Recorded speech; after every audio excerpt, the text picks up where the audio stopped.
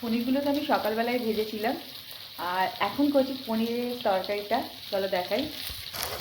এই যে পনির, ভাজা পনিরের মধ্যে জিরে, কাঁচা লঙ্কা, টমেটোগুলো দিয়ে দিলাম। শর্টকাট পদ্ধতিতে এভাবে করে নিচ্ছি।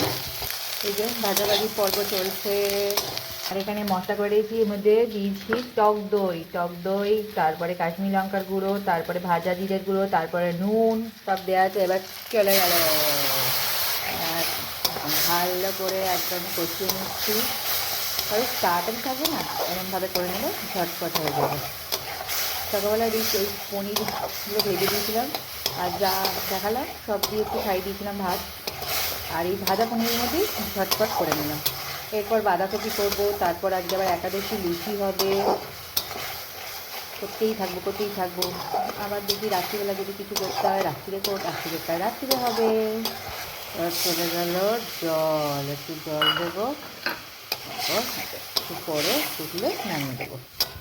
ধনে পাতা ছড়িয়ে দিই, বেশ ভালো লাগবে। শীতকাল ভোর শুধু ধনে পাতার রান্না। ও কি আর বলবো। সকাল সকাল পনিরের তরকারি, এরকম ফোটাফুটি পর্ব চলছে। এই সঙ্গে যদি লুচিটাও কিন্তু দারুণ লাগে, কি বলো? আর এর মধ্যে ধনে পাতা দিয়েছি তো আর কিচ্ছু লাগে না। কেমন হয়েছে বলো পনিরের তরকারিটা? ভালো হয়েছে না?